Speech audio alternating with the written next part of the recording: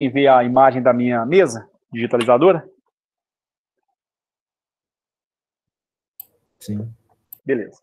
Então, sem maiores delongas, vamos recapitular rapidamente o que a gente viu no final da aula passada, né? Para a gente poder abrir novas frentes de trabalho, novas frentes de resultados. Então, na semana passada, no final da aula, a gente viu, só eu autorizar a entrada de mais uma pessoa aqui, mas na semana passada a gente viu, no final da aula, uma demonstração, ainda que simplificada, do teorema de Green no plano. Então, eu não vou refazer isso tudo de novo, obviamente, mas o resultado geral é o que nos interessa no final das contas. Daí uma coisa bem bacana é que a gente viu que o teorema de Green no plano acaba que tem uma conexão forte, né, com o próprio teorema de Stokes. Ele é um caso particular do teorema de Stokes. Então a gente viu o seguinte, a gente imaginou a existência de um campo vetorial, né, como esse aqui. Então eu imaginei autorizar a entrada de mais um aqui. Eu imaginei um campo vetorial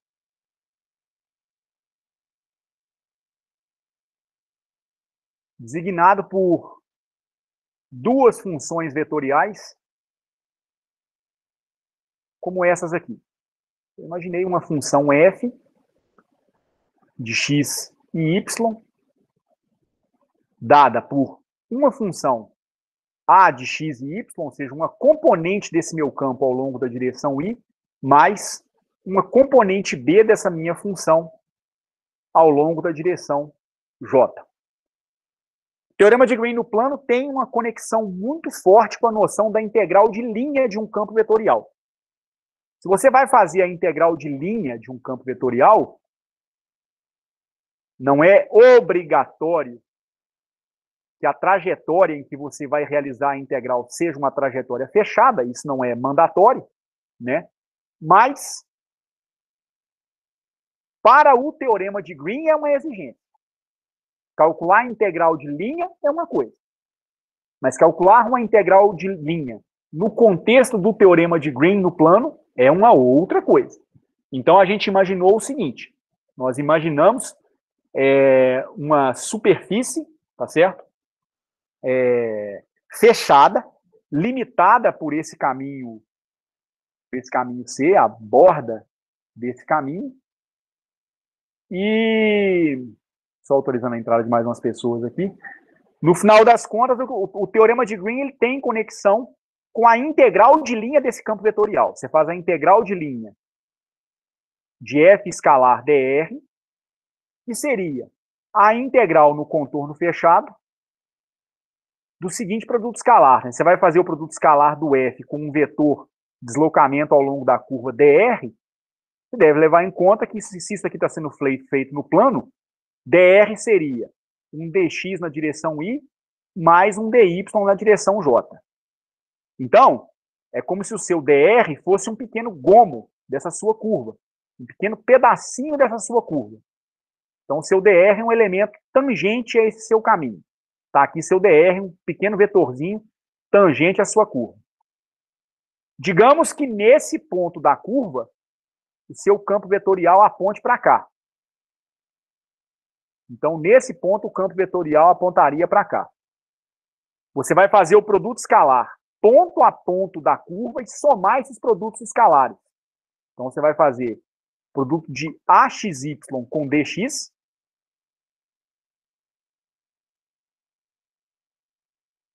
mais B de XY com DY. Porque é o que vai sobrar do produto escalar do F com o DR. Né? I escalar I vai dar 1, J escalar J vai dar 1 também, mas I escalar J e J escalar I darão 0. E nós mostramos que isso aqui é igual ao seguinte resultado. Isso aqui é igual a uma integral não mais ao longo da borda desse contorno, mas sim a uma integral realizada no interior do contorno, e é uma integral de natureza diferente, porque é uma integral de superfície, é uma integral da derivada da função b em relação à coordenada x menos a função a derivada em relação a y. Então, você pega o vetor original do seu campo de força, do seu campo vetorial, pega a componente x e deriva ela em relação a y. Pega a componente b e a deriva em relação a x. Toma a diferença dessas duas integrais, e isso aqui você integra não em dx e em dy separadamente, mas integra dx e dy. Vai fazer um produto de integrais. Aqui é uma soma de integrais, aqui é um produto. Aqui, então, você tem um elemento de área.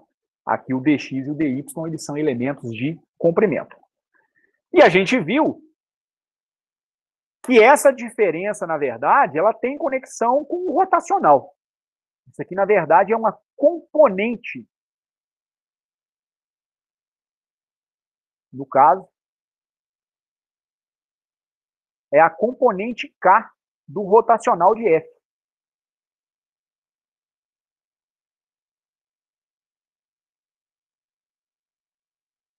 E aí a gente viu que é possível transcrever isso aqui numa forma diferente, que é aquilo que a gente chama de teorema de Stokes, né?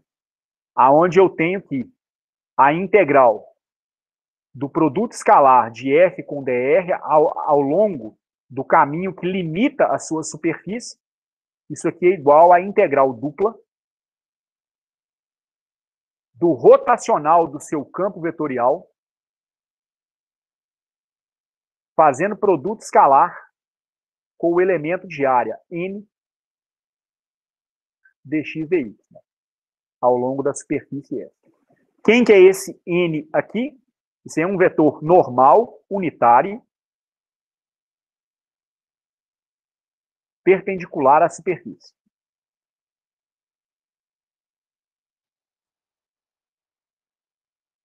E aí a gente deu uma interpretação desse resultado através da noção da circulação de um campo vetorial, né? A circulação do campo vetorial, que é o nome que nós damos a essa integral de linha desse produto escalar, ela se relaciona com a circulação do campo vetorial no interior da superfície. Então, é como se nós dividíssemos a nossa superfície em vários elementos de área e nós contabilizássemos as circulações internas. Então, a soma das circulações internas nos dá a circulação na borda da sua superfície. Em linhas gerais, isso é o que a gente obteve como resultado mais importante na aula da semana passada. Tá certo? Vamos fazer um exemplo, então. Temos, então, esse exemplo aqui para a gente resolver. Calcular pelo teorema de Green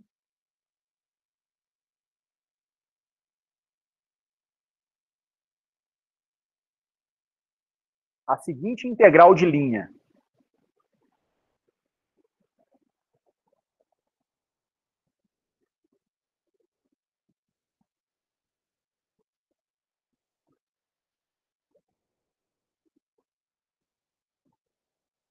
Então, até para já associar com a noção de trabalho de uma força, nós chamamos essa integral aqui de W, de work, que é trabalho em inglês. É muito comum a gente expressar o trabalho como uma integral de linha, né? Então, a gente tem a integral num certo contorno C, que é a integral de x vezes y dx menos y ao quadrado vezes dy. Sendo que essa integral ela vai ser realizada através desse contorno aqui.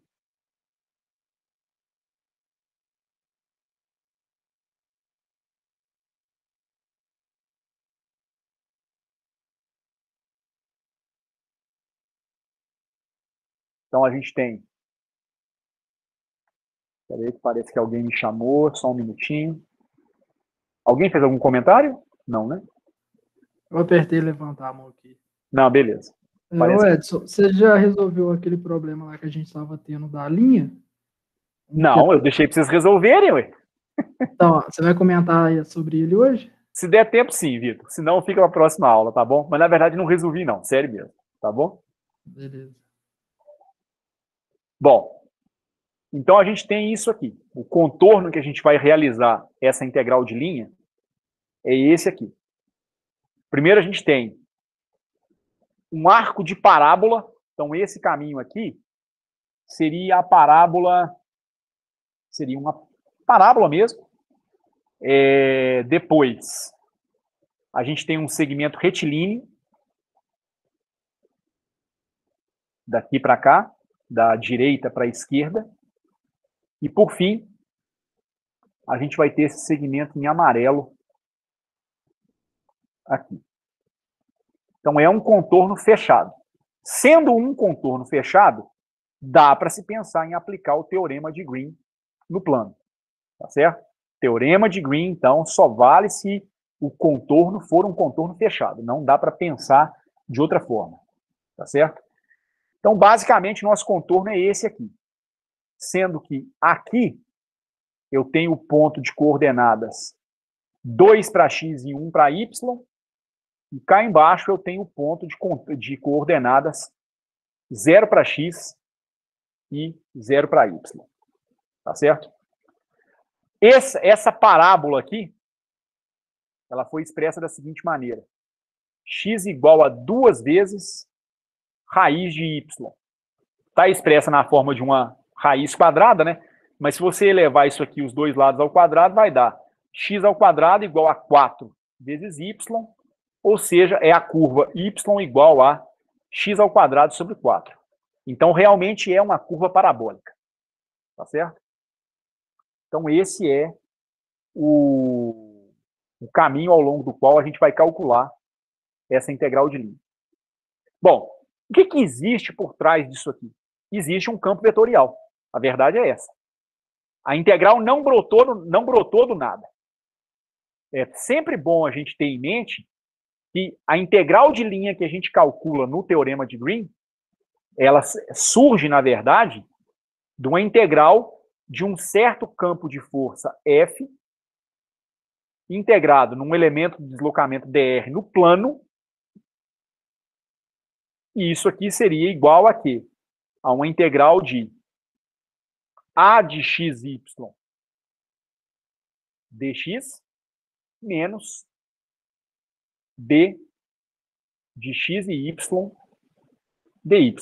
Aliás, é isso mesmo, mais b de x e y dy. Você faz o produto escalar das componentes do seu campo F com as componentes do seu deslocamento.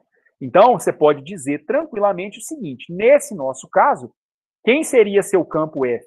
A componente A é aquela que acompanha o elemento dx. Então, isso seria x vezes y na direção y. Mais, quem é a componente B associada ao deslocamento dy? É menos y ao quadrado na direção j. E o seu dr é dx na direção y mais dy na direção j. Então, em princípio, é assim que a gente deveria calcular a nossa integral de linha. Isso aqui seria igual a integral num certo contorno f de quem? Quem que é o a de xy? X vezes y. X vezes y integrado em dx. Menos b de x, y. Ou seja, menos y ao quadrado integrado em dy. Só que você não pode dizer que isso aqui vai dar de cara y3 sobre 3 e x2 sobre 2, porque essa integral vai depender de qual é o caminho que nós estamos seguindo. Então, em princípio, eu deveria parametrizar essas curvas nesses caminhos aqui para eu poder fazer o cálculo da integral. Então, eu teria que fazer um cálculo da integral ao longo do primeiro caminho, aonde a curva entre y e x é essa aqui. Então, eu teria que escrever o y em função de x aqui, na primeira curva. Na segunda curva, eu tenho que levar em conta que o x é constante. Na terceira curva, eu tenho que levar em conta que o x é zero. Na outra curva, eu tenho que fazer a mesma coisa.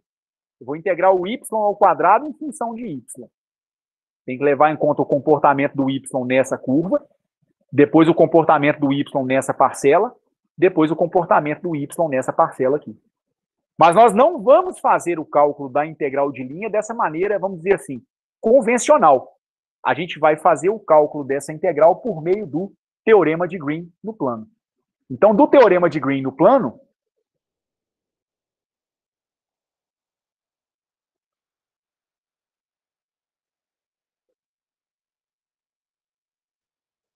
nós sabemos o seguinte. Essa integral, que é a integral da componente a de xy ao longo de x, mais a componente b de xy do seu campo vetorial ao longo de y, naquela curva C, a integral de linha se transforma numa integral de superfície. Então, a gente vai calcular a integral na superfície dentro daquela figura que eu desenhei aqui em cima. Então, ao invés de fazer a integral ao longo dessa linha, nós vamos imaginar não, nós vamos fazer a integral aqui dentro. Ela vai ser uma integral diária dentro dessa região. Tá certo? Vai ser a integral de quê? Vai ser a integral da derivada de B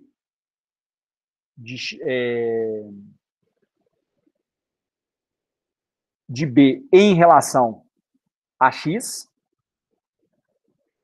menos a derivada do A em relação a y. Integrado em x e integrado em y. É assim que a gente vai proceder, então. Levando em conta o seguinte. Quem é B? B é a função menos y ao quadrado, é a componente vertical, a componente j do seu campo vetorial. Então, o B de x e y é igual a menos y ao quadrado. Ora, no teorema de Green, você tem que tomar a derivada de B em relação a x, com B, em princípio, dependendo de x e y. E isso ilustra por que é interessante você conhecer o teorema de Green. É porque, às vezes, as suas componentes não vão depender daquela coordenada. Então, por exemplo, o B é dependente só de y ao quadrado, ele não é dependente de x. Então, isso aqui me dá menos a derivada em relação a x de y ao quadrado. E essa derivada é zero. Isso vai simplificar demais o cálculo da sua integral, porque essa parcela aqui, você vai perceber que ela já é feita igual a zero. Isso talvez não vá acontecer aqui em cima, em que as parcelas não se anulam de imediato. Então, você tem que identificar como que cada componente varia ao longo de cada segmento daquela sua curva. Tá certo? Como é que ele se comporta ao longo de cada segmento da sua curva. Agora, eu tenho que pegar a componente A de x e y, que é igual a x vezes y. E lembrar que no teorema de Green no plano, eu preciso tomar a derivada da componente x do seu campo vetorial em relação a y. Então, isso me dá a derivada em relação a y de x vezes y. Como a derivada é parcial, o x é assumido como uma constante, sobra a derivada de y em relação a y, que é igual a 1. Então, a sua derivada é simplesmente igual a x. Com isso, o seu teorema de Green no plano seria a integral de superfície, primeira parcela dá zero, de menos x integrado em x e, na sequência, integrado em y, que é uma integral tranquila de se resolver. O que você tem que tomar cuidado agora é como é que são os seus limites de integração, como é que seus limites de integração vão variar nessa sua integral. Vou abrir uma nova lâmina, então, e eu vou repetir aquela figura outra vez, para a gente discutir como é que vai ser aquela figura. Então, está aqui meu plano XY. Em princípio, eu tenho aquela curva parabólica. Aqui da direita para a esquerda.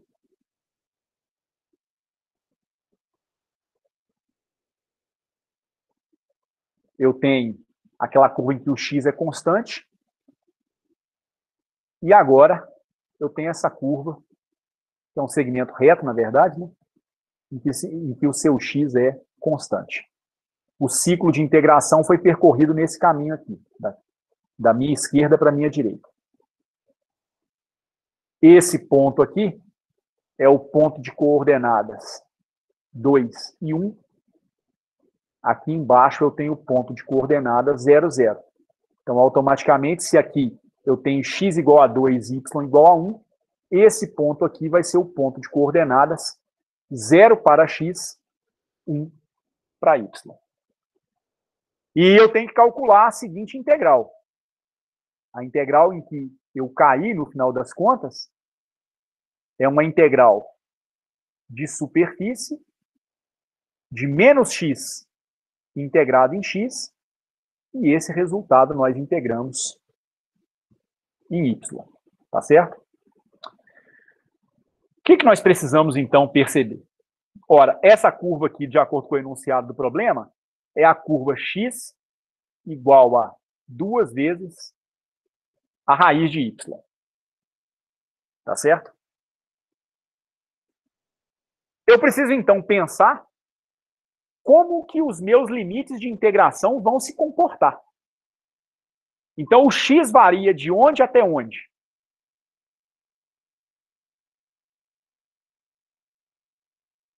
Ele varia de que ponto até onde? E o y? Ele vai variar de que ponto também até onde?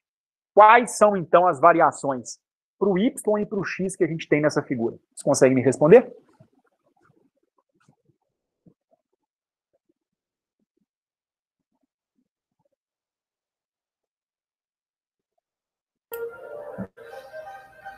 Aí depende, se eu escolher x indo de 0 a 2, por exemplo, né, o y ele vai da função de baixo até a função de cima, certo? Como é que é? Sim, mas você está... Se eu escolher, por exemplo, se o x vai de 0 a 2, né, o y eu tenho que escolher ele de acordo com a função, certo? Ele vai dessa parábola até aquela função lá de cima, correto? Certo. Então, de qualquer maneira, ele começa valendo 0. Certo? O limite inferior para o x é 0. Concorda? Sim. E aí o que acontece?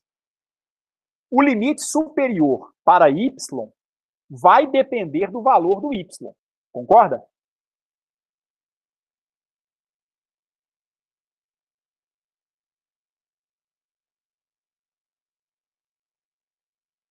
Concorda, Kevin? Peraí, não entendi muito bem. O limite do y vai depender do y? Não, o limite do x. O Tá. limite superior para x depende de qual é o valor de y, onde você vai, vamos dizer assim, parar na integral. Certo? Sim. Então, como é que você deve pensar? Se você fosse parar nesse ponto aqui, o seu x teria um valor, o y teria outro valor. Mas à medida em que você vai avançando na curva, como você quer fazer a integral em toda a linha, certo? O x vai assumindo um valor, o y vai assumindo outro valor. Qual é a melhor maneira de você pensar esse problema? É deixar um x arbitrário. Na verdade, é o seguinte, o seu x ele vai variar de 0, ele começa valendo 0, e ele vai variando em cima da curva x igual a 2 raiz de y. Esse é o limite superior para o x. Quem vai especificar num segundo momento o maior valor de x é o próprio valor de y. O y vai variar seguramente de 0 até 1. Concorda? Sim. Então a gente vai poder dizer o seguinte, até porque dá para perceber, né? Quando o y vale 1, o x vai valer 2. Isso realmente é verdade. Só que para você catar os valores ao longo da curva, você tem que trabalhar em termos de um valor arbitrário. Então, o seu W, ele tem esse comportamento aqui. Você vai ter a integral com o y começando em 0 e indo até y igual a 1, da integral em x que começa em zero, só que o x vai variar ao longo dessa curva aqui. Essa curva ela é limitada entre zero e x igual a 2 vezes raiz de y, de menos x dx dy. Ao colocar esses limites de integração, você restringiu tanto o y valendo no máximo 1, quanto o x que vai valer no máximo 2. Porque se o y máximo é igual a 1, então o x máximo é igual a 2, uma vez que o x é proporcional à raiz de y. Está morto, então. Ok? E aí, então, a integral você procede como do jeito convencional, como vocês aprenderam lá em cálculo 2, eu creio. Aí agora é só você pensar como é que você vai calcular a integral. Você vai ter, então, a integral com y indo de 0 até y igual a 1, da integral em x. A integral em x, ela dá menos x ao quadrado sobre 2. Feita de 0 até 2 vezes raiz de y. E isso, na sequência, vai ser integrado em y. Então, isso vai te dar a integral de 0 até y valendo 1 de quê? Menos meio vezes quanto é o seu x ao longo daquela curva. Ao longo daquela curva, o seu x ele vale 2 vezes raiz de y. Mas como é x ao quadrado, você faz 2 vezes raiz de y elevado ao quadrado. E isso integrado em y.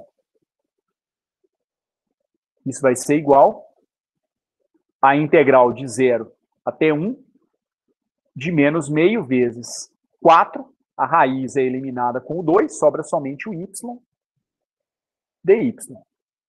E aí sobra uma nova integral tranquilinha de se resolver. Isso aqui vai dar menos 2 pela simplificação de 4 e 2. Integral de y dy, y ao quadrado sobre 2. Com o y indo de 0 a 1. 2 é simplificado com 2. A sua integral só não vai se anular se o y for igual a 0. Então, essa integral vai ter como resultado menos 1. Certo? Então, não é tão difícil resolver essa integral, não. Ficou clara a solução? Ficou sim. Sim. Ok? Dando sequência, então, vamos fazer o seguinte. Vamos fazer mais um exemplo, que é o seguinte. Esse exemplo, de uma certa maneira, ele até já foi discutido no final da aula passada. Mas como é um resultado extremamente importante na mecânica, no eletromagnetismo, na gravitação, enfim, em vários ramos da física, acho que vale a pena discutir esse resultado novamente. Que é o seguinte, vamos imaginar que você tem uma força que seja conservativa.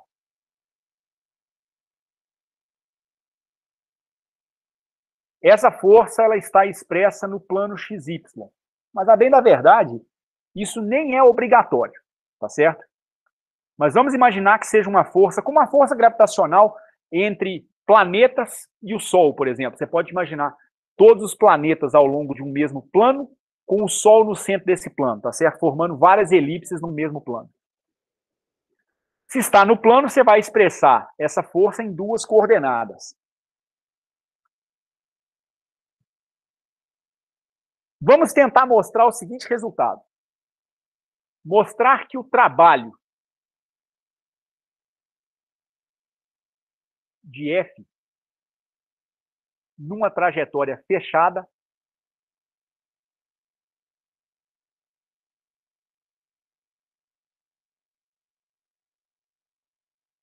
é sempre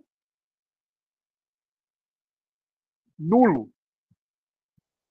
de uma forma independente da trajetória.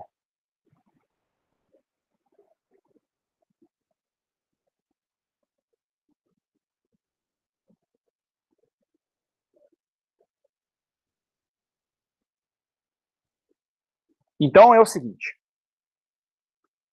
Eu estou imaginando uma força que depende de duas coordenadas x e y, tal que eu tenho uma componente f de x, que dependa de x e y na direção y, mais uma componente f de y, que dependa de x e y na direção j.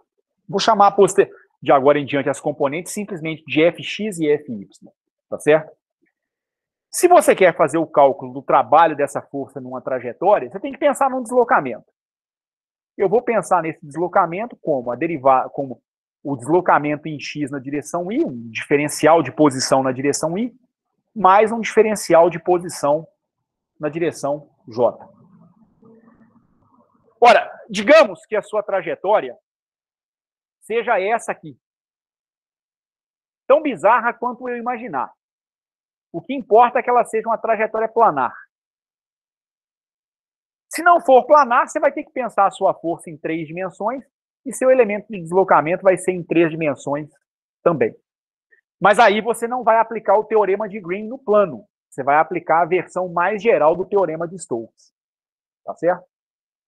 Ora, o que vai ser o trabalho dessa força? Como é que você vai expressar esse trabalho? Ora, você vai imaginar um deslocamento tangente à sua trajetória, um certo deslocamento dr, que vai ter uma componente na direção y e uma componente ao longo da direção j, e em cada ponto da sua trajetória você tem que imaginar uma força. Então, digamos que nesse ponto, a sua força aponte para cá. E aí você vai ter que fazer o produto escalar entre essa força e esse deslocamento.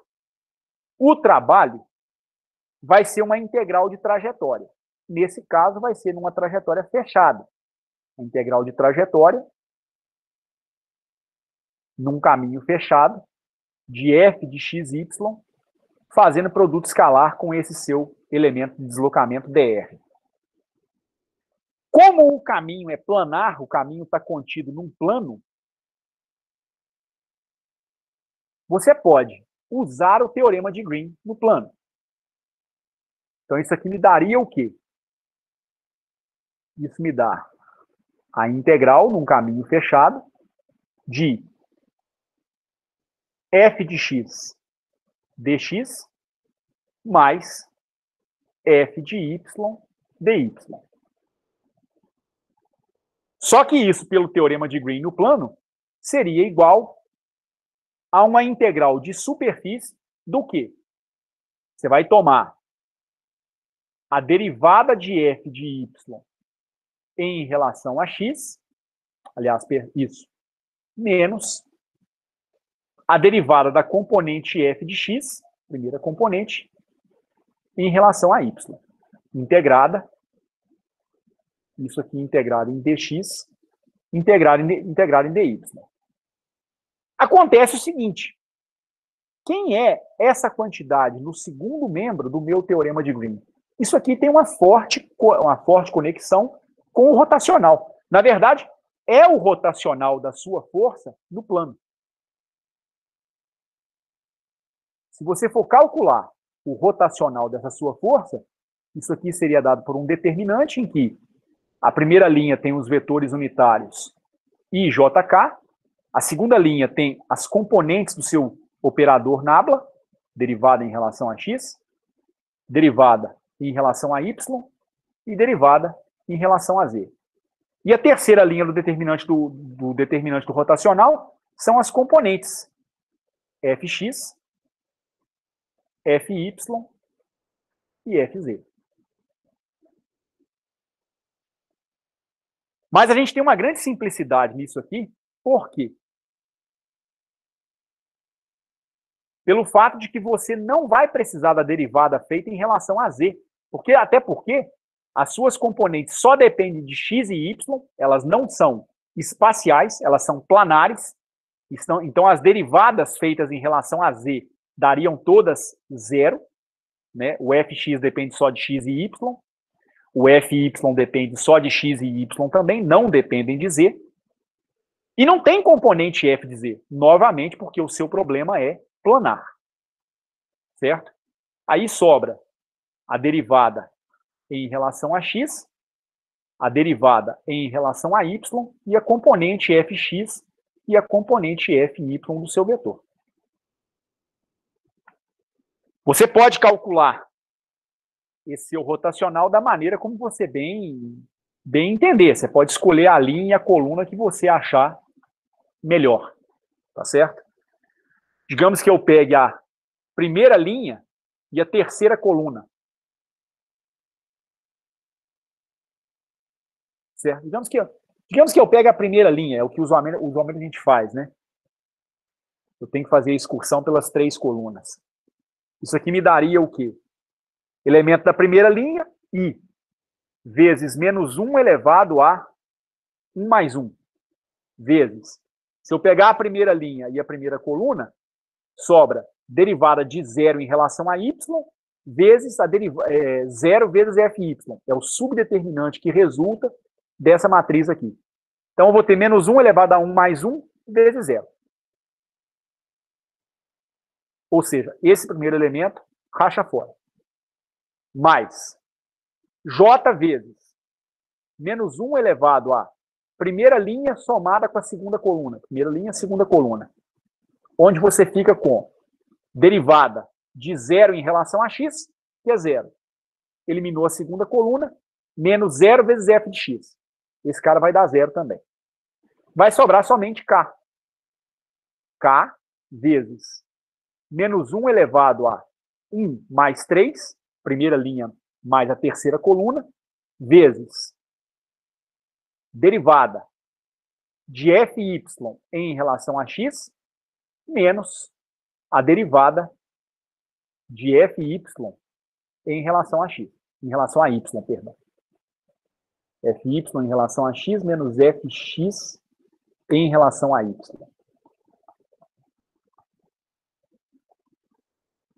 Fx em relação a y. E isso é igual a quanto? Isso é igual a menos 1 elevado à quarta é igual a 1. K que multiplica del fy del x menos del fx del y. Ora, quando você olha para esse resultado, em especial para essa diferença de derivadas, você vê que isso aqui é exatamente o que aparece no membro direito do teorema de Green. É exatamente o que está no membro direito do teorema de Green. Ué, mas o K não está presente, então eu não posso falar que aquilo lá é o rotacional. Só que nós não devemos nos esquecer que o teorema de Green, no seu lado direito, na verdade, inicialmente ele não tem isso aqui, né? Na verdade, ele tem um elemento de área orientado. Existe um vetor normal à superfície, tá certo? Que é perpendicular a esse elemento de área. Então, sempre é bom ter em mente o seguinte. A sua curva, aonde a integração foi realizada, a curva, sim, ela está aqui no plano XY. Então, digamos que aqui você tem o eixo X, aqui você tem o eixo Y, aqui você tem o eixo Z. O seu contorno de integração está aqui, imerso no plano XY.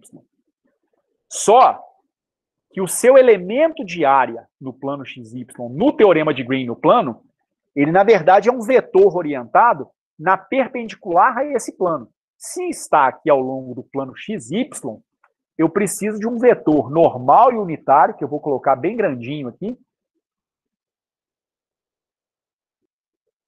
Nem vai parecer um vetor unitário, mas esse nosso vetor unitário ele vai apontar para cá. Como ele é perpendicular ao plano XY, na verdade ele é igual ao vetor unitário K. Exatamente porque ele aponta na vertical para cima. Quando você faz, então, o produto escalar no teorema de Green no plano do rotacional com o seu elemento de área, que é o que de fato aparece lá no teorema de Green, NDA, você teria que abrir o rotacional de F, que daria rotacional de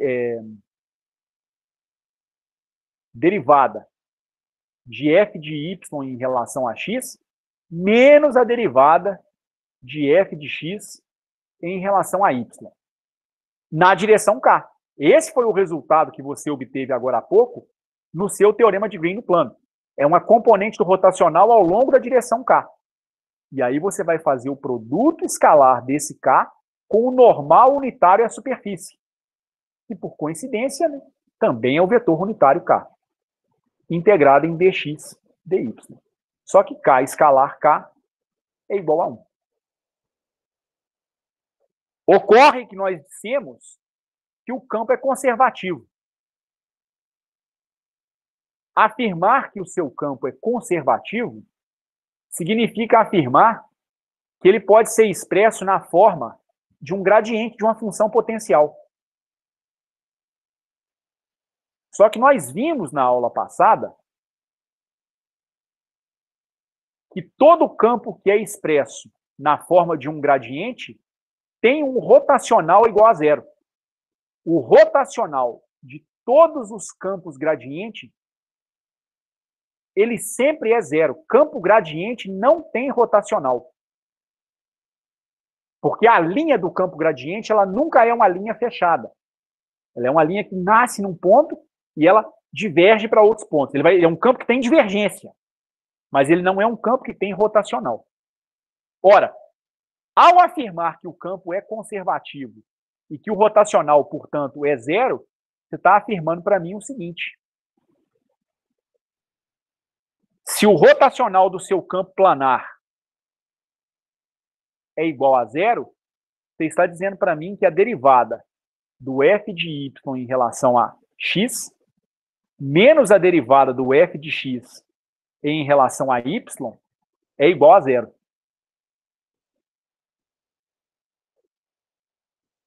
Ora, o que significa isso? Significa um anulamento do lado direito do seu teorema de Green.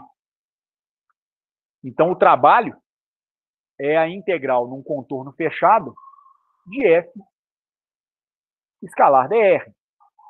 E isso aqui seria igual à integral de superfície, pelo teorema de Green no plano, da derivada de f de y em relação a x, menos a derivada de f de x,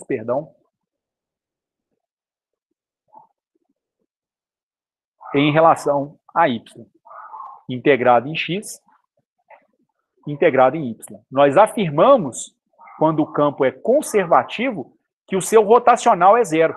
Afirmar que o rotacional é zero é afirmar que esse integrando é zero. Então é por isso que a integral num caminho fechado de um campo conservativo, que te dá o trabalho da força, dá zero. Então a integral de f escalar dr naquele contorno fechado C é igual a zero. Esse resultado é maravilhoso, lindo. Por quê? Porque nós provamos esse resultado sem fazer nenhuma especificação à forma do caminho. Poderia ser um caminho circular, retangular, triangular. Poderia ser uma figura de 20 lados. Poderia ser a figura que vocês imaginassem. Desde que ela seja uma figura fechada, a integral nesse contorno fechado sempre dá zero. Não pelo cálculo explícito da integral, mas por uma propriedade do campo conservativo, que é a de ter o seu rotacional igual a zero. Tá certo? Isso, então, é que ilustra para a gente de maneira muito, muito simples, mas ao mesmo tempo muito bonita, por que os campos conservativos têm um trabalho nulo em qualquer trajetória fechada, não dependendo do formato da trajetória. Tá claro esse resultado? Tá. Sim. Dando sequência, então, vou partir para um novo assunto, que é o teorema da divergência. Gente, antes que eu prossiga, pois não. Eu ia te lembrar de uma questão que você deixou para a gente semana passada, sobre uma integral que estava dando zero. Sim. Mas né? Você falou que acho que era para te lembrar nessa aula. Tá. Aquilo ali ficou como um exercício para vocês, o Kevin, mas na verdade acabou que eu também não olhei aquele resultado, não, tá? Então, em princípio, eu não vou tocar na aula de hoje, não. Deve ficar para a próxima aula, tá bom? Beleza.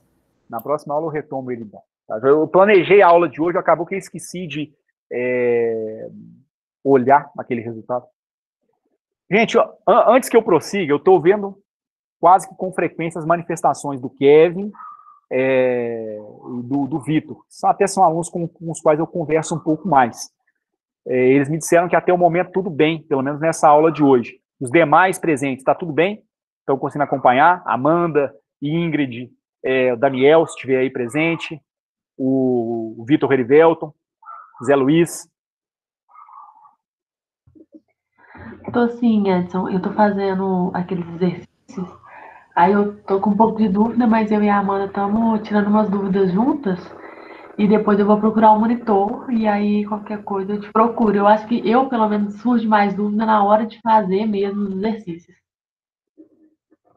Certo.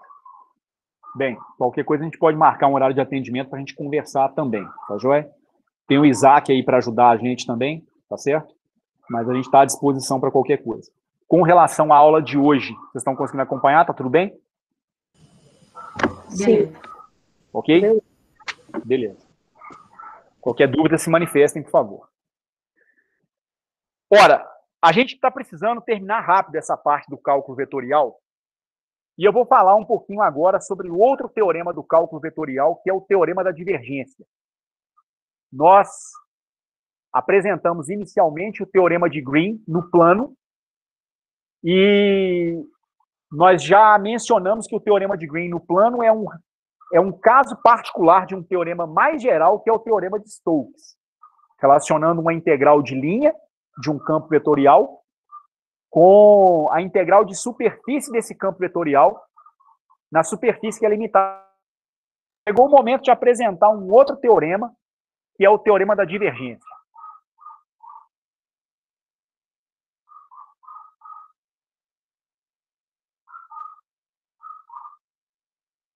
Eu peço que vocês prestem bastante atenção, refaçam essas contas em casa com calma depois. Eu acho que, em particular, essa do teorema da divergência deve ser feita com bastante carinho, porque vocês vão precisar dela lá em métodos B posteriormente. Essa mesma demonstração ela vai ser utilizada em métodos B em um segundo momento, tá certo? Não é que ninguém vai ter que decorar, não, mas tentem entendê-la, porque lá na frente, quando ela for necessária, vocês vão se lembrar, tá certo? Então é o seguinte.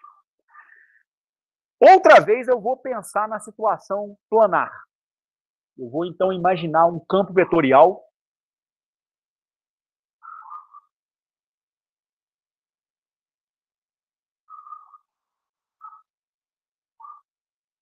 que eu vou chamar de V. E por hora eu vou imaginar esse campo dependendo de duas coordenadas x e y. Então outra vez um campo planar. Mas a extensão para 3 dimensões ela é quase que imediata, não tem tanta diferença não, tá certo? Assim como antes, esse seu campo vetorial vai ter uma componente v de x, dependendo de x e y, e vai ter uma componente v de y, também dependente de x e y. A v de x acompanha o vetor unitário i, a v de y acompanha o vetor unitário j. Eu vou, então, tomar o teorema de Green. O que aconteceria, então, se eu tomasse o teorema de Green no plano?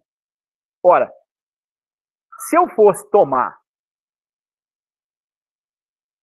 o teorema de Green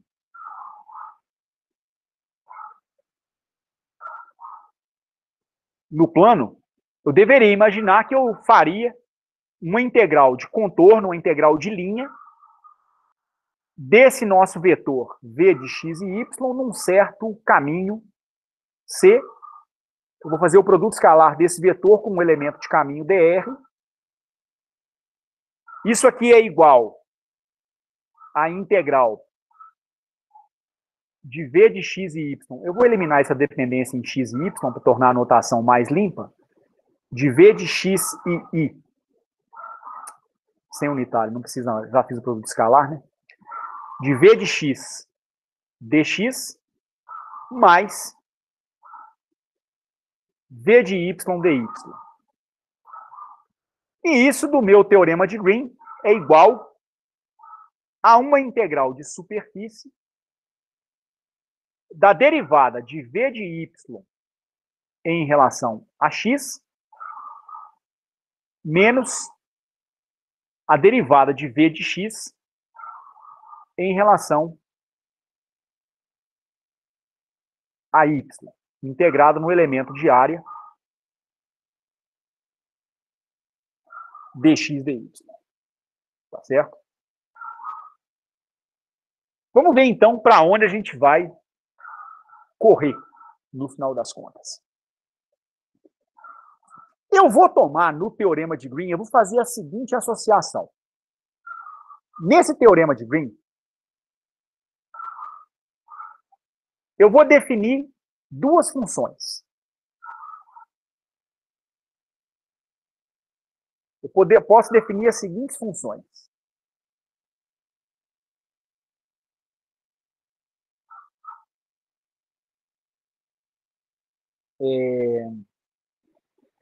Vou definir uma função que depende de x e y, e essa função q vai ser igual à minha função v de x. E eu vou definir uma outra função p de x e y como sendo menos a minha função v de y. Algo desse tipo. Então, eu estou definindo duas funções, tá certo?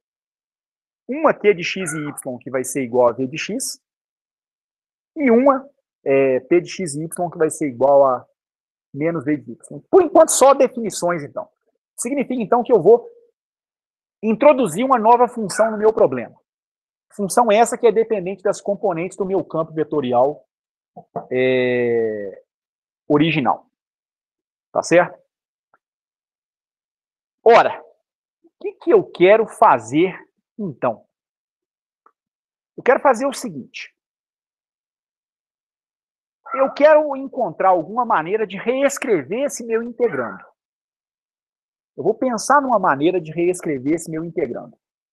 E digamos que eu queira calcular essa quantidade. Digamos que eu queira calcular a seguinte combinação de derivadas.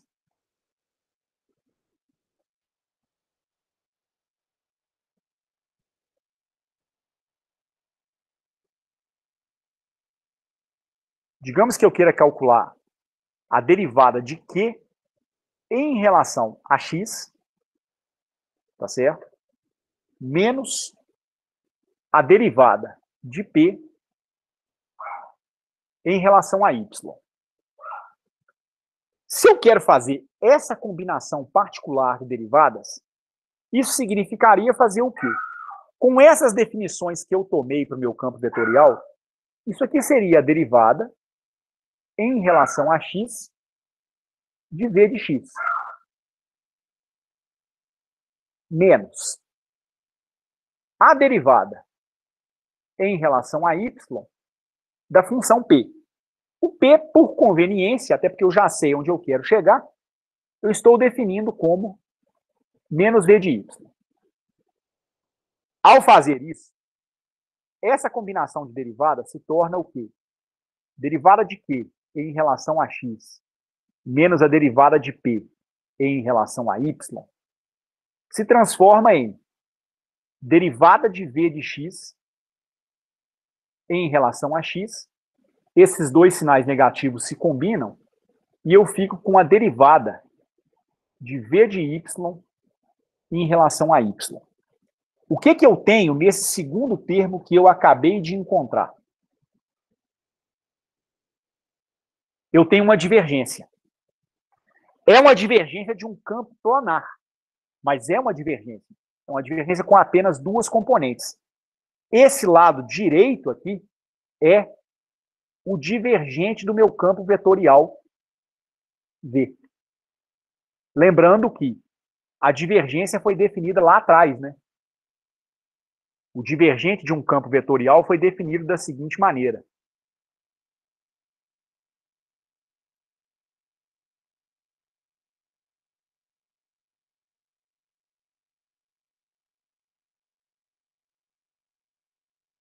Ela foi definida da seguinte forma.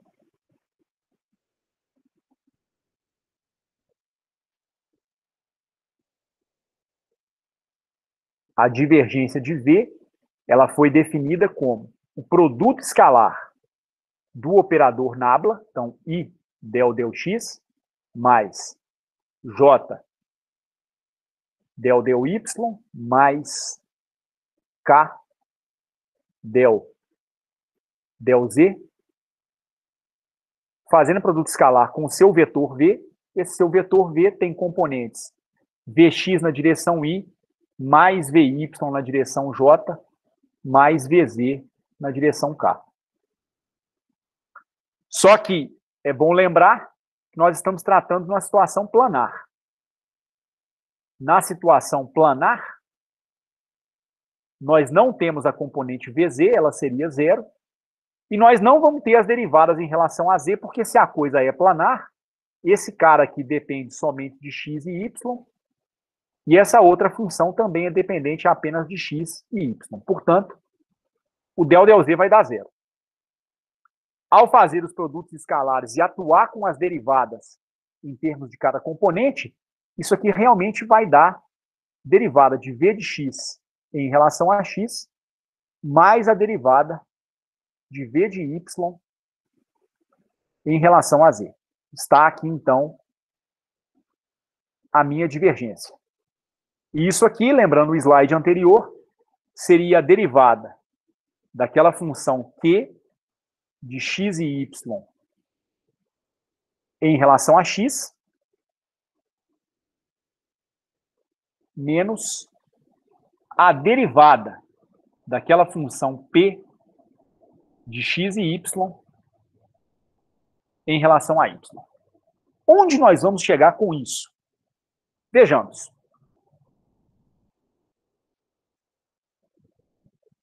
Novamente, eu vou imaginar um contorno onde essa integração está sendo realizada. Eu vou imaginar um contorno, um elemento de comprimento tangente a esse contorno e, posteriormente, um elemento de área tangente a esse contorno, perpendicular a esse contorno. Vamos lá, então. Vamos primeiro imaginar o contorno onde a integração está sendo realizada. Digamos que o contorno seja esse aqui. Digamos que eu tenha, nesse ponto, ou na vizinhança desse ponto, um vetor tangente à curva,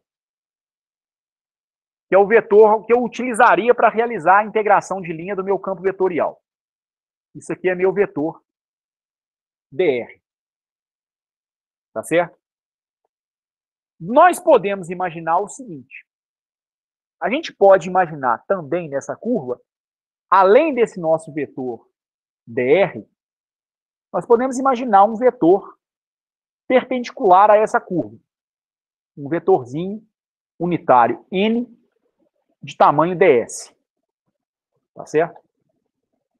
Então aqui eu tenho um vetor perpendicular à curva e aqui um vetor tangente à minha curva. Esse aqui tem um módulo ds, o n aqui é um vetor unitário perpendicular à curva, esse aqui tem um módulo dr. Nenhum dos dois são unitários, então não. Mas o n é, tá certo?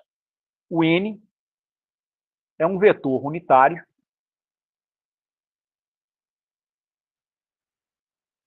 normal à curva.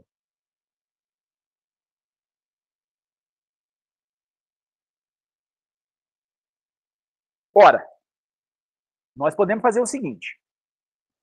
A gente pode dar um zoom nessa figura aqui, ampliar um pouquinho essa figura para que a gente trabalhe com algo que se aproxima das componentes desses dois vetores. Então, nesse momento, eu vou traçar esses dois vetores de forma ampliada. Está aqui, então, meu vetor perpendicular à curva, digamos que ele está aqui marcado em branco. E aqui meu vetor tangente à curva. Esse vetor marcado em branco é o meu vetor orientado na direção normal à curva, de tamanho ds. Esse vetor marcado em verde é o vetor tangente à curva dr. Nós podemos decompor esse vetor dr em uma componente na vertical e uma componente na horizontal.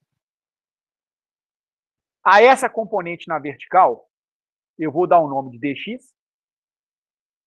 A essa componente, eu vou dar o nome de dy. Tranquilamente, eu poderia escrever o dr como tendo um dx, como sendo um dx na direção y positiva, mais um dy na direção j positiva. Ah, mas o dy vai estar apontando para baixo. Tudo bem, mas o dy pode ser negativo, tá certo? Então, é bem verdade que nós teríamos... como é que eu vou dizer? Nós vamos ter a orientação correta dependendo do sinal que você dá para o dy, ou positivo ou negativo. Mas é um ponto arbitrário ao longo da curva. Isso, então, por enquanto, não interessa para a gente. Tá certo? Esse seu vetor normal perpendicular à curva,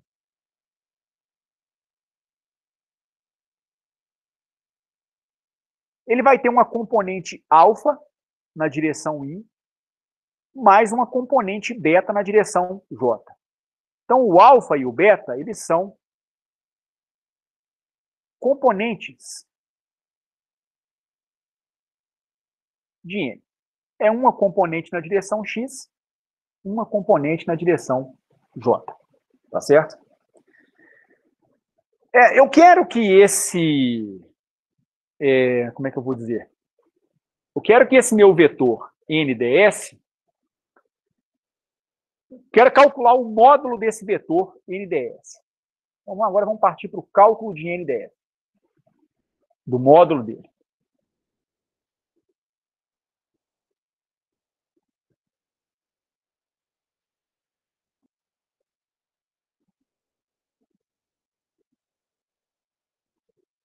Aqui não tem esse produto escalar, não, porque o ds não é um vetor, né? O ds é um tamanho. Na verdade, não é nem nds, não, perdão. Na verdade, é ndr. É um vetor de módulo n na perpendicular à curva. Porém, o tamanho dele é dr. Tá certo? Então, a orientação dele é ao longo da normal. Mas ele tem o tamanho daquele nosso vetor dr. Então, o vetor unitário n, ele tem uma componente alfa na direção y, mais uma componente beta na direção j. Mas ele é um vetor unitário.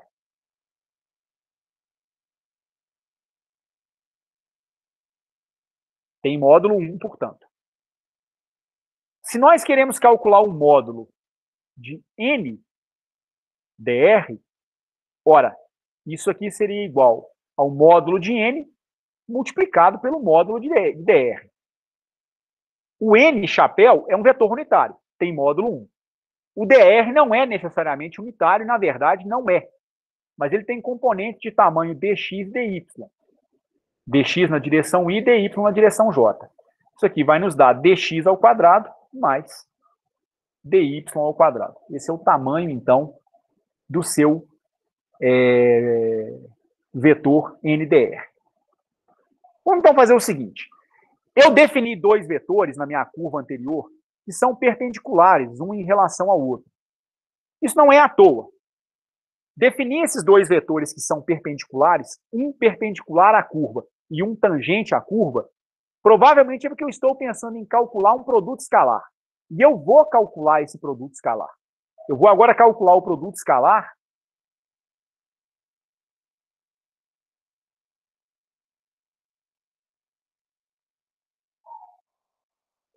entre N dr e o próprio vetor dr. Mas lembrem-se da figura anterior que esses dois vetores são perpendiculares. Dois vetores que são perpendiculares têm um ângulo entre si de 90 graus. Então, o produto escalar de NDR com o próprio vetor dr tem que dar zero. Então, ao fazer o produto escalar de NDR com dr, mesmo que você não saiba quem são esses vetores, isso aqui vai dar zero. Mas isso aqui vai nos dar o que no final das contas? NDR vai ser igual a quê? Alfa na direção I, mais beta na direção J, que são as componentes do seu vetor unitário N, multiplicado pelo módulo de dr, que é um dx ao quadrado mais um dy ao quadrado, escalar com dr, certo? E o módulo de dr dá, aliás, aqui é vezes, né? Perdão.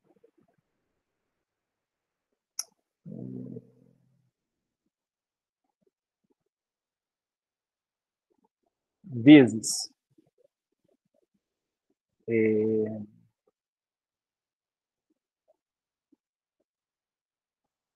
Estou fazendo uma coisa errada aqui, só um minutinho. Só um instantinho, por favor. Deixa eu mudar isso aqui um pouquinho, por favor. Essa anotação não está ficando muito boa, não. Vamos fazer o seguinte. Vamos tirar esse alfa e esse beta por enquanto. Vamos fazer o seguinte. Vamos imaginar que esse N ao longo de dr tem componentes drx na direção I mais dry na direção J. Fazendo produto escalar com dr. E esse produto escalar tem que ser igual a zero. O seu vetor dr, ele seria igual a dx na direção I mais dy na direção J. O drx não é exatamente igual a dx, porque a gente tem que se lembrar que o N chapéu depende do alfa e também depende do beta, tá certo? Então são componentes que vão ter um tamanho um pouquinho diferente. O fato é que na hora que você faz esse produto escalar, você tem drx multiplicado por dx mais dry multiplicado por dy. Então, o produto das duas componentes do vetor perpendicular à curva pelas duas componentes do vetor tangente à curva, esse produto escalar dá zero, porque esses vetores eles são ortogonais. Só que agora, eu vou fazer o seguinte. Como é que isso aqui pode dar zero? Pode dar zero de várias maneiras. Vai depender de quais são as combinações que eu posso ter, ou dos valores que eu vou atribuir para o drx e para o dry. Uma maneira de se satisfazer a essa igualdade, e ela não é única, mas ela é, digamos, ela é a que satisfaz o nosso problema, é fazer o seguinte. Eu vou escolher o drx, e aí aqui realmente é uma questão de se fazer uma escolha. Eu vou escolher esse comprimento drx como sendo igual a menos dy. E vou escolher o meu dry como sendo igual a dx. Ao fazer isso, nós ficaríamos com o seguinte. drx escolhido como menos o valor dy, ou seja, a componente x daquele vetor normal é menos dy, é menos o deslocamento em r na direção y. E a componente y daquele vetor, a componente y daquele vetor normal é o deslocamento x que você fez na curva, e a componente x do vetor normal à curva é menos o deslocamento ao longo da curva na vertical. Mas vejam, é uma escolha. Essa escolha está sendo feita porque a gente quer fazer uma conexão do teorema da divergência com o teorema de Green no plano, tá certo? Então é uma escolha particular e que é conveniente para essa demonstração que a gente vai fazer. Se eu faço isso, é evidente que o resultado vai dar zero, né? O drx ele vai dar menos dy vezes dx. O dry é dx vezes dy. São os mesmos diferenciais nas duas parcelas, porém com o sinal trocado. Tá certo? Mas isso é uma boa escolha. Por quê? Porque aí, com isso, aquele meu vetor n dr,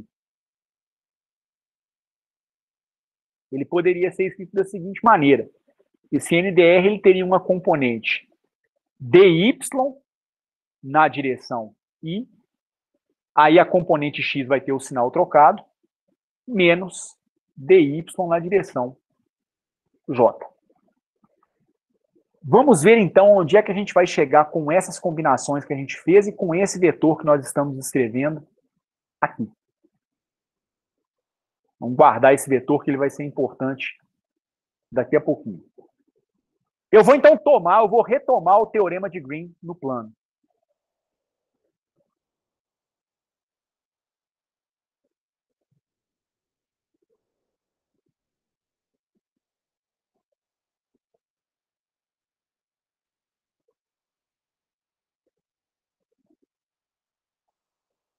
Eu tinha, então, uma função p de x e y multiplicada por dx, mais uma função q de x e y multiplicada por dy, com aquelas funções que eu havia introduzido anteriormente. Eu defini essa função v de x e y como sendo menos vy, aquele campo vetorial com o qual eu iniciei a demonstração. E o q de x e y foi definido como sendo a minha função v de x. Então, isso no momento vai me dar menos a função vy integrada em x, mais a função v de x integrada em y. Como é que isso aqui pode ser reescrito? Isso aqui poderia ser reescrito da seguinte maneira.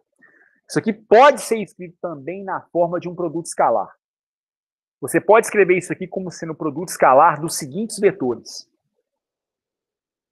I vezes a componente v de x do seu campo vetorial, mais j vezes a componente vy do seu campo vetorial, fazendo produto escalar com os seguintes vetores. dy na direção I menos dx na direção j. Se você observar a escolha de componentes que a gente fez agora há pouco, isso é exatamente o vetor normal à curva que você tinha escolhido.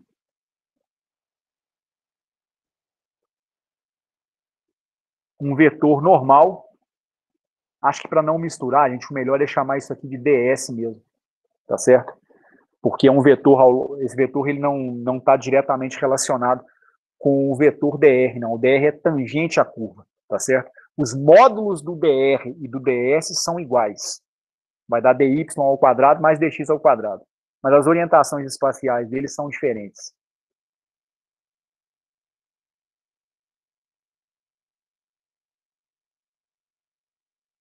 Mas é importante perceber que nós estamos fazendo o produto escalar de um campo vetorial.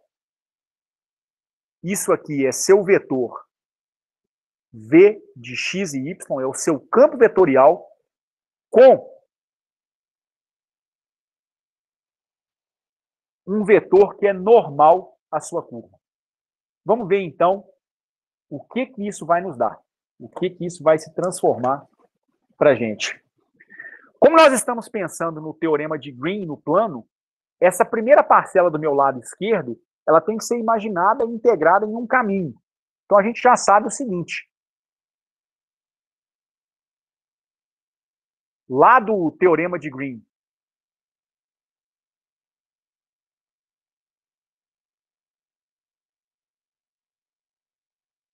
no plano, a gente sabe que a integral num contorno fechado C desse seu campo vetorial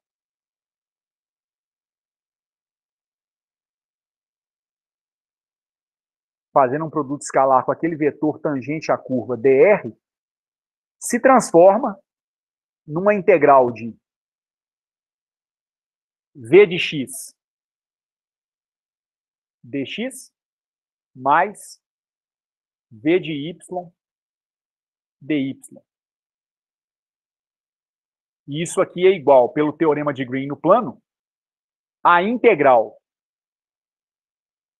na superfície limitada por esse caminho da derivada de v de y em relação a x menos a derivada de v de x em relação a y. Integrado em dx, integrado em dy. Ora, isso aqui me dá o quê? Com as denominações que eu tinha colocado agora há pouco, eu tinha introduzido essas funções auxiliares Q e P, né? Isso aqui poderia ser reescrito da seguinte maneira. Quais foram as denominações que eu tinha utilizado agora há pouco?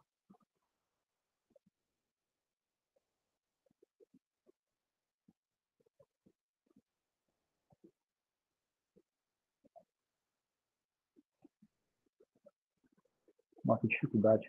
O mesmo problema daquele dia do cálculo do rotacional. Ah, acho que é esse slide.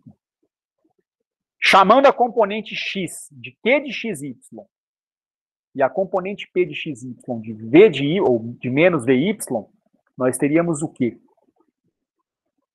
Isso aqui poderia ser escrito da seguinte maneira. Integral de superfície da derivada de q de x e y em relação a x menos o v de x eu tinha chamado de menos p, algo do tipo. A derivada em relação a y de menos p de x e y. Dx, dy. Ora, isso aqui é uma divergência. Isso aqui me dá a integral de superfície da derivada de Q em relação a x mais a derivada de P em relação a y. Integrada em x, integrada em y. Essa quantidade que eu marquei aqui é a divergência de um campo vetorial.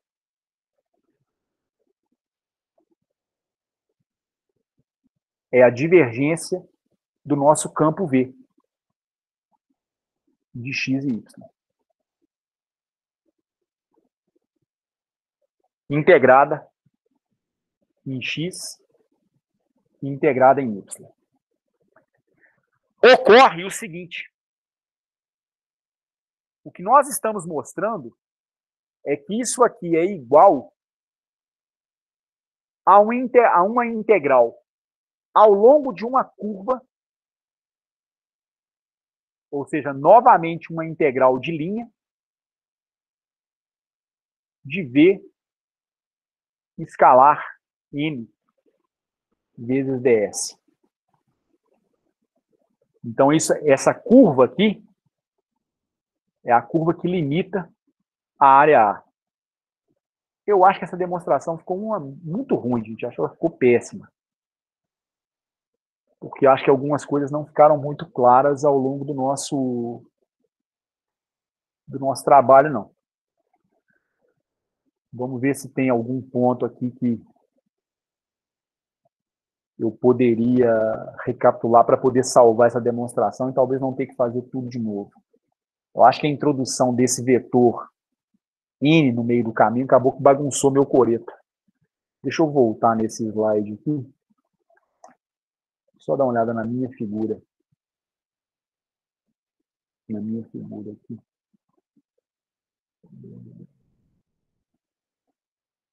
Não, tá certo.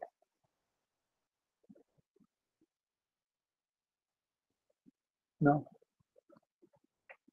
Não está errado, não. Não está errado, não. O que acontece é o seguinte.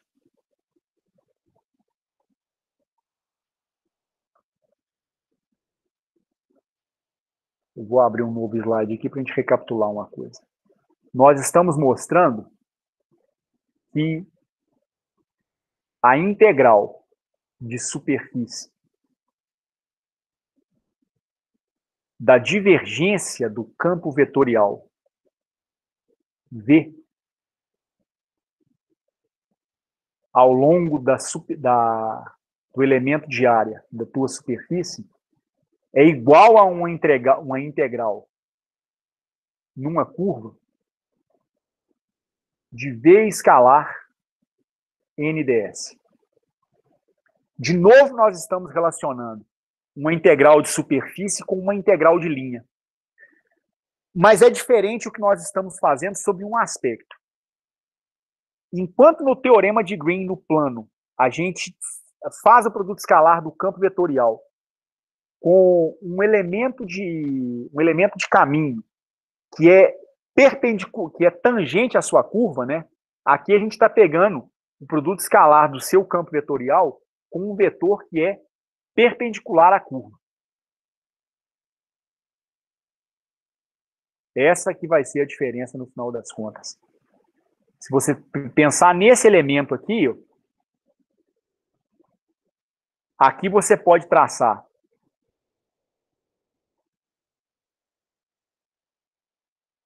um elemento de caminho tangente à curva, um elemento de caminho dr, e você pode pensar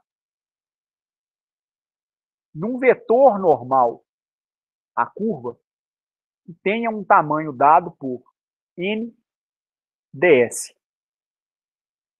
Não é que você tem um segmento de curva para fora da curva, não. Não é isso, não. É um vetor normal à curva que tem esse tamanho. Aonde esse ds tem o mesmo módulo que esse dr aqui. Essa é que é a questão no final das contas. E aí primeiro você fez o produto escalar do seu campo vetorial com o elemento de caminho que é tangente à curva. Agora nós estamos fazendo o produto escalar do seu campo vetorial com um vetor que é perpendicular à sua curva. O primeiro vai te dar o teorema de Green no plano ou o teorema de Stokes.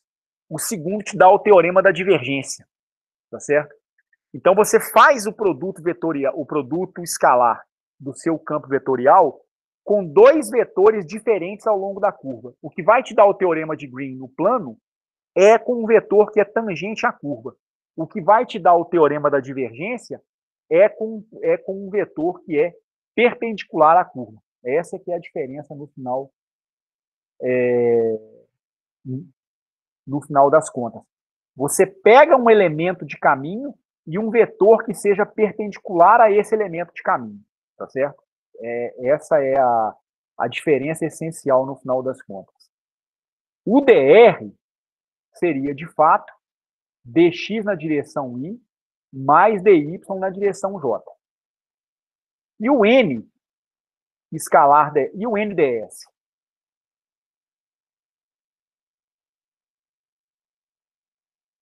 O nds teria componentes alfa na direção y mais beta na direção j, seriam componentes arbitrárias, alfa e beta, e o seu ds tem o mesmo módulo de dr, raiz quadrada de dx ao quadrado mais dy ao quadrado.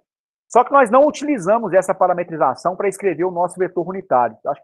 Acho que nesse ponto em que a coisa pode ter ficado um pouquinho confusa. O nds seria escrito como alfa vezes raiz de dx quadrado mais dy ao quadrado na direção i, mais um beta vezes raiz quadrada de dx ao quadrado mais dy ao quadrado na direção j.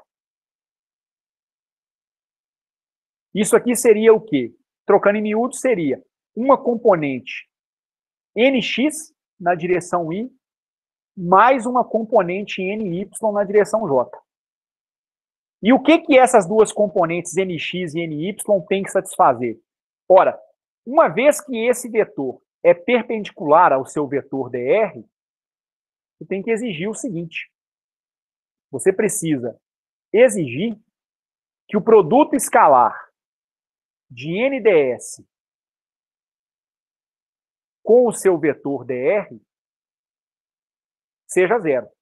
Quem é seu vetor nds? Ele pode ser escrito dessa forma, mas não é necessário que ele seja escrito dessa forma, não. Ele poderia ser escrito como sendo nx na direção i mais ny na direção j. Escalar com o dr, e o dr é dx na direção i mais dy na direção j. Isso aqui é igual a zero. Por quê? Porque os dois vetores são perpendiculares entre si. Ao fazer o produto escalar, você vai ficar com nx dx mais ny vezes dy, igual a zero. E é aí que surge aquele ponto daquela escolha conveniente que eu fiz para as componentes do vetor perpendicular à curva. Foi aqui que a gente definiu que nós iríamos escolher. Mas eu quero escolher porque eu quero satisfazer a relação da perpendicularidade entre esses dois vetores. Eu escolhi o nx como sendo menos dy, e eu escolhi o ny como sendo igual a dx. É daí, então, que vai surgir a relação que eu tinha colocado lá em cima. Menos dy dx, que eu escolhi o nx igual a menos dy, mais dx vezes dy igual a zero. Se você fizer essa escolha, você está escolhendo um vetor perpendicular à tua curva, que é normal à superfície, e que faz produto escalar com o dr em todos os pontos da curva, e que é igual a zero. Tá certo? Eu imagino que com isso aí talvez consiga ficar um pouquinho mais claro. Daí é recapitular o que foi feito no teorema de Green no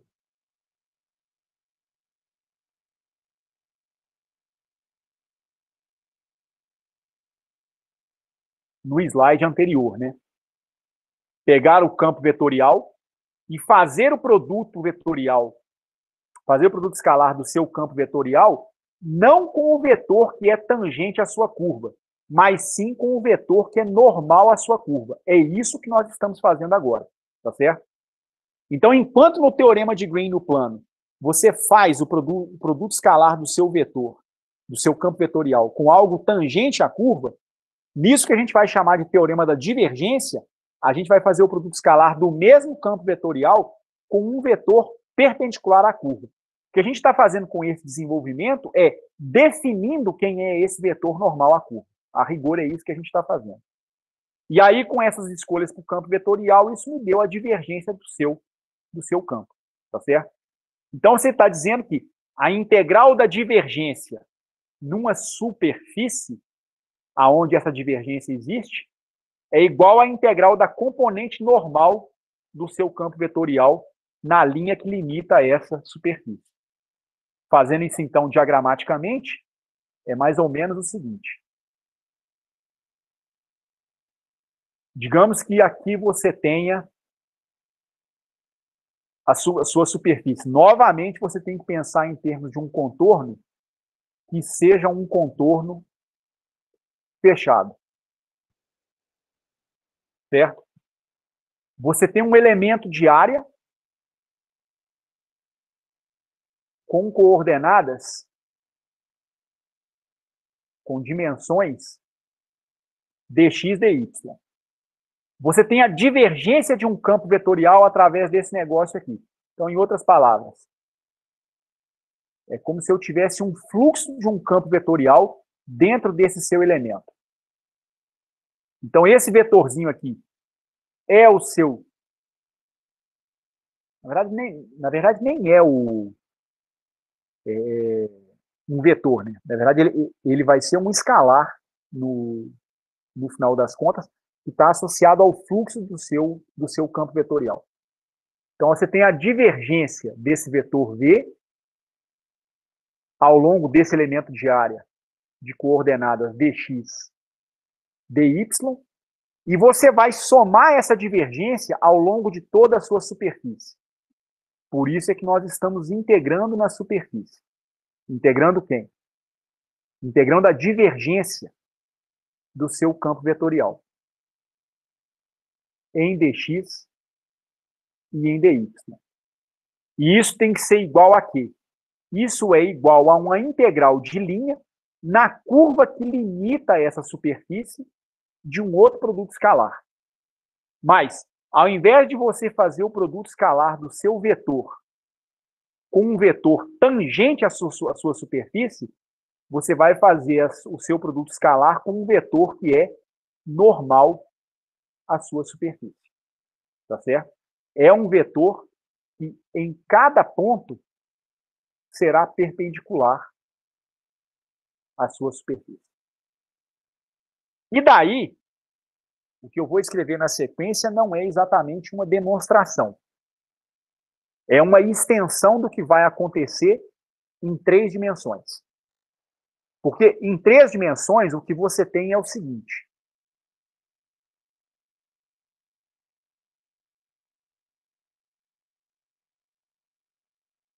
Em 3 dimensões, você não tem mais uma superfície. Em 3 dimensões, o que você define com uma curva fechada é um volume. Então, uma superfície fechada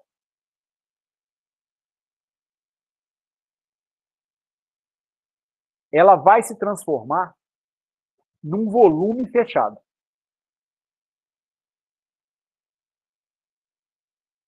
Mas vejam só, se em 2 dimensões uma superfície é limitada por uma linha, em 3 dimensões, o que limita um volume é o quê?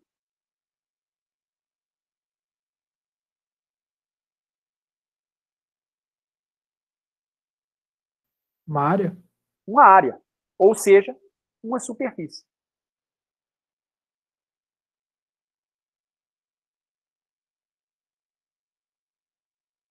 Uma linha fechada em 3 dimensões vai se converter em uma superfície fechada, tá certo? A superfície planar vai ser convertida num volume fechado. E aí o que vai acontecer é que o seu teorema da divergência ele poderia ser expresso da seguinte maneira. A integral, não mais numa superfície, mas já que a superfície vira um volume, a sua integral vira uma integral tripla. A integral da divergência do seu campo vetorial V num elemento de volume, num dx, dy, dz, então essa integral aqui, ela é realizada ao longo de um volume, ela é igual a uma integral não numa curva fechada, mas numa superfície, então uma integral de área, da componente normal do seu campo vetorial, ao longo da área que limita essa superfície, que eu vou chamar de dA. Então, A, para mim, é a área que limita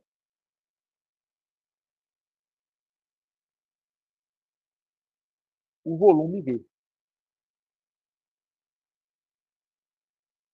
De uma certa maneira, vocês que fizeram fundamentos de eletricidade e magnetismo já passaram por isso já em algum momento.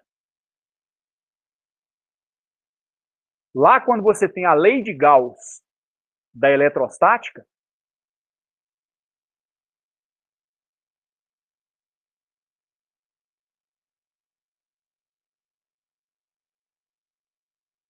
vocês viram que a lei de Gauss diz que a integral numa superfície fechada da componente normal do campo elétrico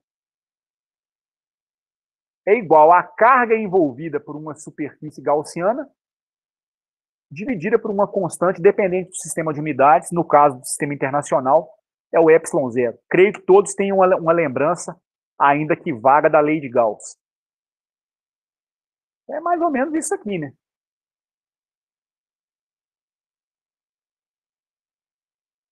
Digamos que você tem uma superfície como essa aqui, que limita um certo volume.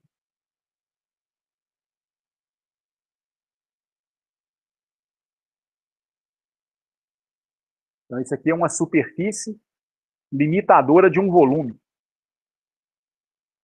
O que a lei de Gauss diz para a gente é que a integral da componente normal do campo elétrico ela é medida com uma quantidade de carga dentro da gaussiana.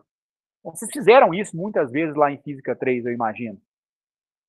Você tem que somar a quantidade de carga dentro da gaussiana, Q1, Q2, Q3, pode ter uma carga negativa Q4 e assim por diante. Você soma as quantidades de carga dentro da gaussiana e divide por epsilon zero. E qual é a relação que isso possui com o teorema da divergência ou o teorema de Green no espaço? Tem muita conexão. Porque isso aqui, no final das contas, essa integral da componente normal é, no final das contas, uma integral de fluxo. A integral da componente normal de um vetor, ao longo de uma superfície, é uma integral de fluxo. A diferença, no final das contas, é que a gente tentou fazer uma demonstração, ainda que ruim, porque a demonstração não ficou muito boa, a gente fez a demonstração planar. E a gente está pensando na extensão para o caso em 3 dimensões. Mas no final das contas, né, é como se eu tivesse, ao longo dessa minha superfície, eu tivesse um elemento de área, esse elemento de área vai apontar para cá, e aí, digamos que nesse ponto, o campo elétrico aponta para cá. Então, eu tenho que pensar o seguinte, eu tenho que realizar o produto escalar da componente do campo elétrico que atravessa esse elemento de área como meu vetor normal. Você está pegando qual a componente do campo elétrico que realmente rasga a sua superfície. Porque o seu campo elétrico ele vai ter uma componente normal, que eu vou chamar de EN, e uma componente tangencial à superfície. Só que a tangencial ela não atravessa a superfície. Ela é paralela à superfície. A que realmente atravessa e provoca um fluxo de linhas do campo elétrico é a componente normal. É isso que significa tomar o produto escalar do campo elétrico com o vetor normal à superfície. É obter a componente normal do campo elétrico. Basicamente isso. Isso aqui é somente a componente normal do campo elétrico. Normal a quem? Normal à superfície. Relação desse negócio com o teorema de Green. Ora, nós temos que a integral da componente normal do seu campo ao longo da superfície é igual a quê? Agora há pouco eu vi que a integral da componente normal ao longo da área que limita o teu volume é a integral da divergência do seu volume. Então, essa integral da componente normal seria uma integral volumétrica, não da componente normal. O que você integra no volume não é o próprio campo, e sim o divergente do campo. No caso, então, o divergente do meu campo vetorial. Isso aqui seria integrado em dx, dy, dz. E isso seria igual a quê? A carga dentro do volume dividido por epsilon zero. Tem alguém fazendo eletro 1 aí, esse período remoto?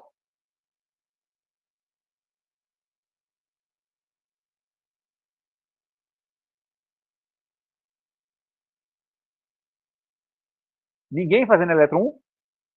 Amanda, Ingrid?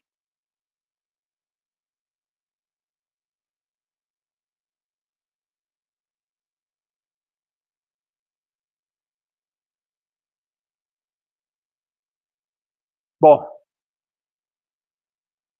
como é que eu poderia expressar a carga envolvida, então, para escrever a lei de Gauss de uma outra maneira?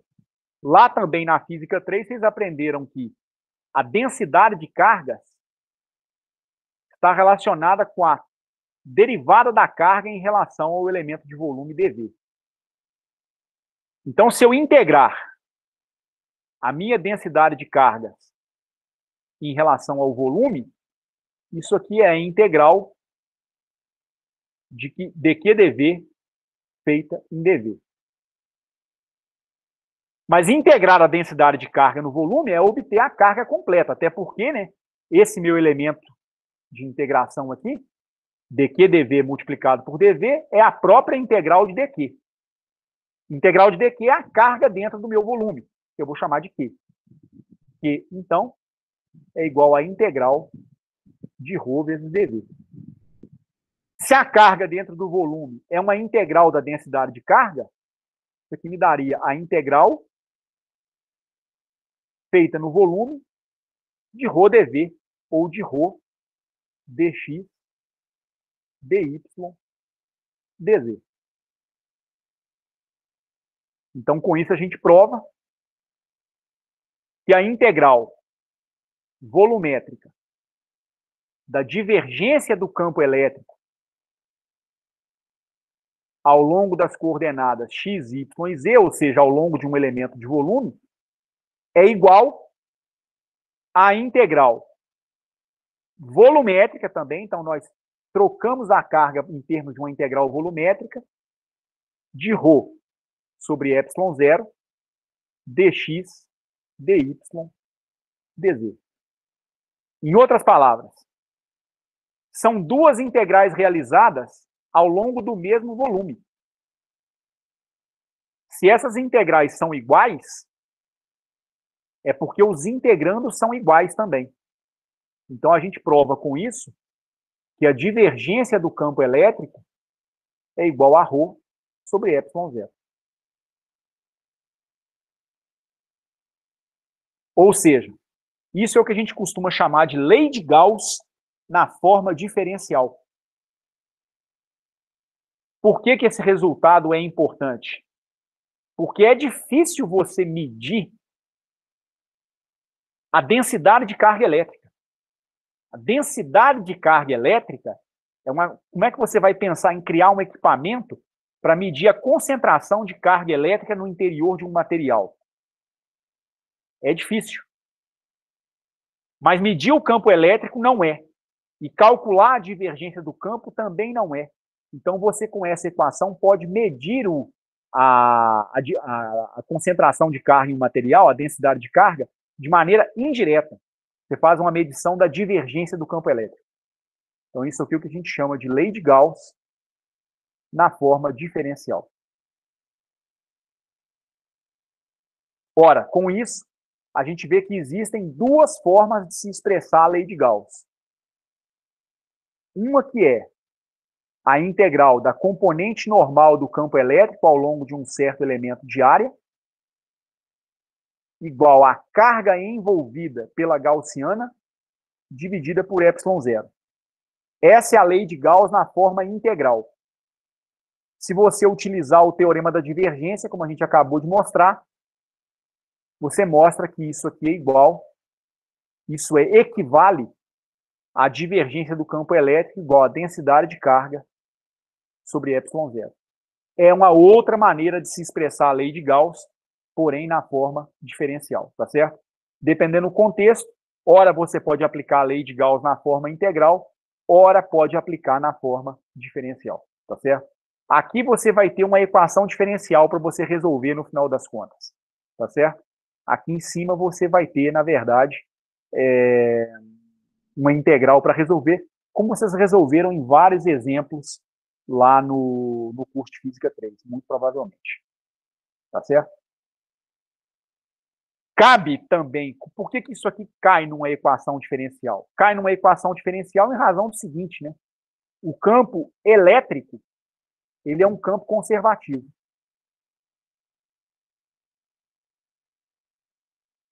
Uma vez que ele é um campo conservativo, ele é um campo cujo rotacional é zero.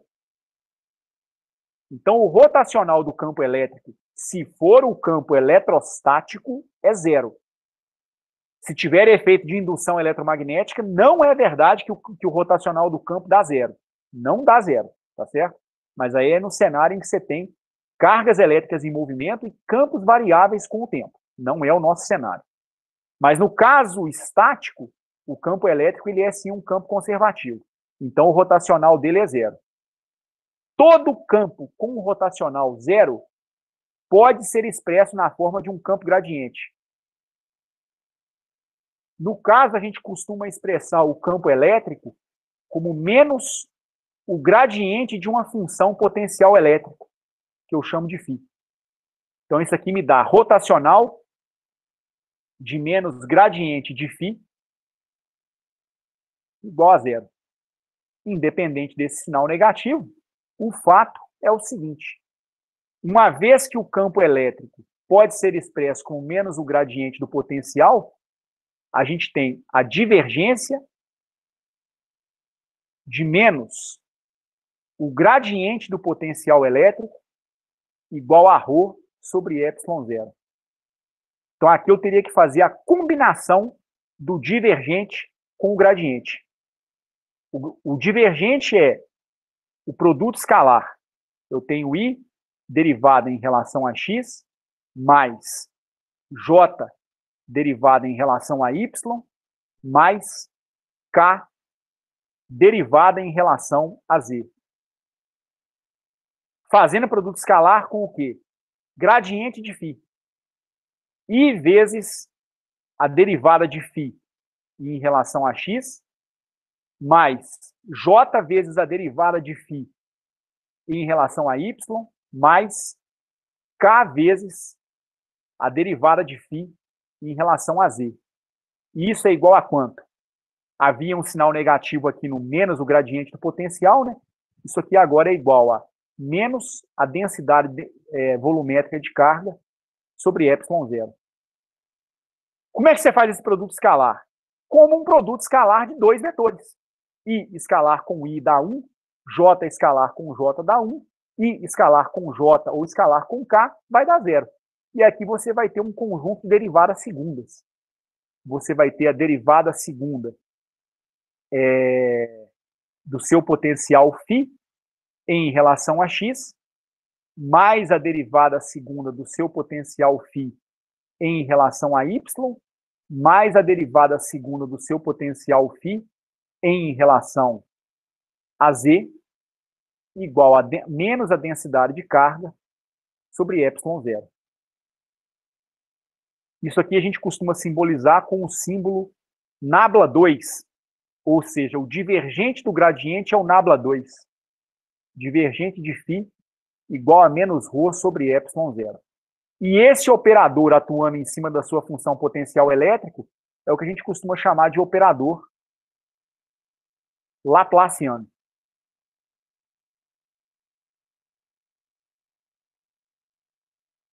Foi nesse sentido, então, que eu tinha dito que na forma diferencial, a lei de Gauss se transforma numa equação diferencial, mas é uma equação diferencial parcial, pelo menos se o problema for bidimensional ou tridimensional. É uma equação diferencial ordinária se o problema for em apenas uma direção, tá certo? Essa equação, ela é chamada de equação de Poisson.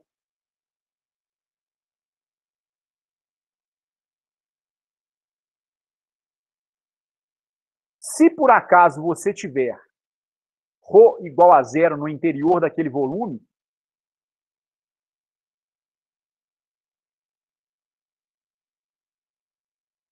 ou seja, não tem carga nenhuma dentro do volume, mas ainda assim existe um campo elétrico atravessando aquela região, como é que você pode pensar essa situação? Imagina um capacitor com vácuo entre as placas. Não existe carga elétrica, pelo menos em princípio, no espaço entre as duas placas. O que existe é carga elétrica na armadura positiva e na armadura negativa. Mas existe uma diferença de potencial entre as duas placas existe um campo elétrico da primeira para a segunda placa. Então, o volume entre as duas placas, nesse caso, não tem densidade de carga. Se é uma situação em que você não tem densidade de carga dentro do volume, você tem o Laplaciano de φ igual a zero. Aí é uma outra equação da eletrostática, que nós chamamos de equação de Laplace. Tá certo?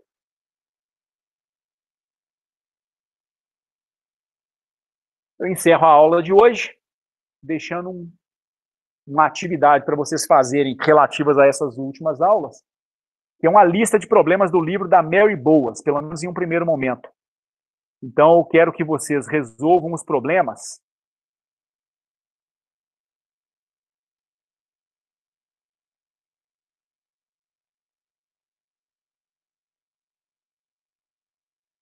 das páginas 270 e 271. São duas sequências de problemas do livro da Mary Boas. Segunda edição.